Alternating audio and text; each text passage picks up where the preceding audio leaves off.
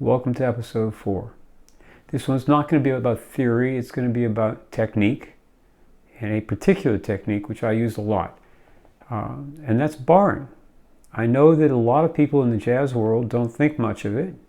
I hear a lot of people say it's not necessary. I heard it the other day referred to as something you use at a campfire, but I don't see it that way. I see it as an incredibly valuable and useful tool that's a very, very big part of my playing. So let me explain a few things first. I have a few concepts and philosophies about playing guitar that I pretty much live by. One is that if I have a choice between precision and brute force, I will always choose brute force because I don't have to think about it. I don't have to think about what my left hand is doing while I play. I can think about notes. I can think about what I want to say with the music, and I don't have to think about what my fingertips are doing. So I've learned to use bars as a way of stabilizing my left hand, where it is able to move less, it is able to do more without having to think so much about fingertips. Secondly, I have an expression which I refer to as "what would Chet do?" WWCD. And by that I'm referring to Chet Atkins. I watched this Chet Atkins video a few years ago, and one of the things that stood out to me was how little his hands moved given the amount of sound he was getting from his playing. And I was really inspired by that. And I tried very hard to incorporate more of that into my playing. So my hands were moving less but accomplishing more. And every time I found myself stuck with a concept that I was unable to get my hands to actually play, I would get to that point of surrender where I could say, okay, what would Chet do here? And the answer is almost always he would find a more elegant way of fingering this. He would find a simpler, easier way to accomplish what he wanted musically without having to work his hands so hard. So that was second. And the third thing came from something that I read in an interview with Johnny Smith years ago, the great Johnny Smith, who talked about hearing the original jazz organists and how they were able to get infinite sustain out of their left hand, and they could play melodies over top of that while the left hand chord was continuing to ring. And that really inspired him, and that inspired me. That's over 25 years ago I read that. And what I found with bars is I was able to allow chords to ring, and I could play phrases and melodies over top of them because I was using a bar, so my hand didn't have to move, which would, in the normal course of playing guitar, it would mute the strings. When you lift your fingers off the strings go silent. So it accomplished all three of those things and it had always been a big part of my playing, but it became a really big part of my playing.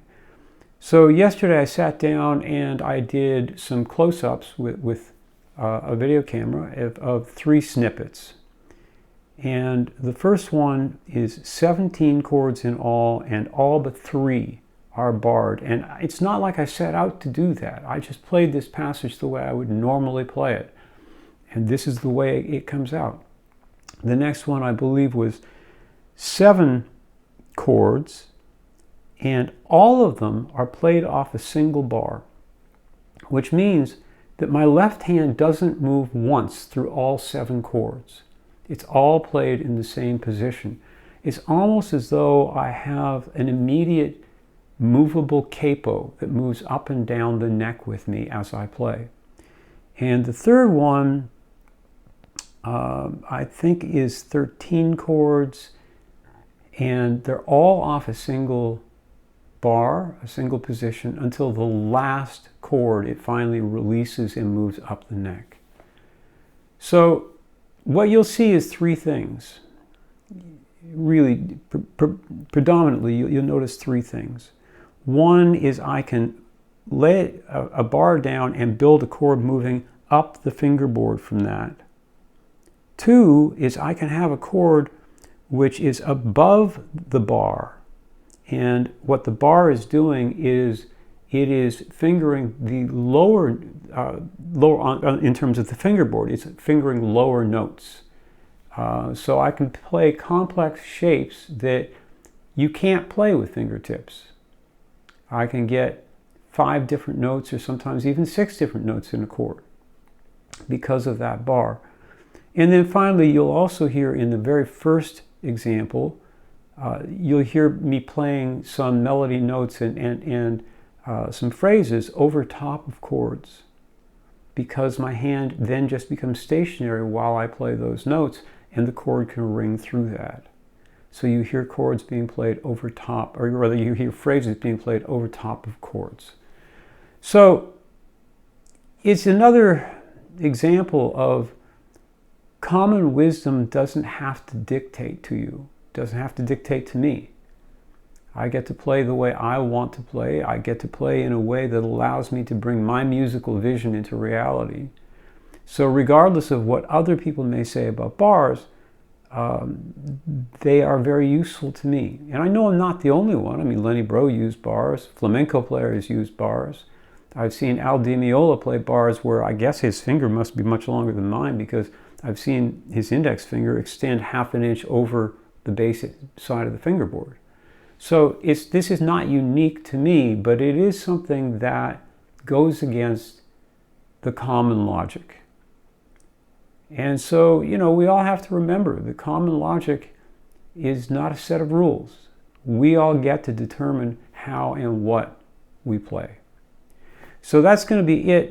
I'm going to put this, I'm going to go directly from this into the samples, the examples, the 3 examples. And I have to tell you, I thought they sounded so nice that I posted them on YouTube as a separate video. Just saying this is the best recorded sound I've ever had, and I stand by that. So enjoy them. They're not long, and I'll see you next time. Thanks.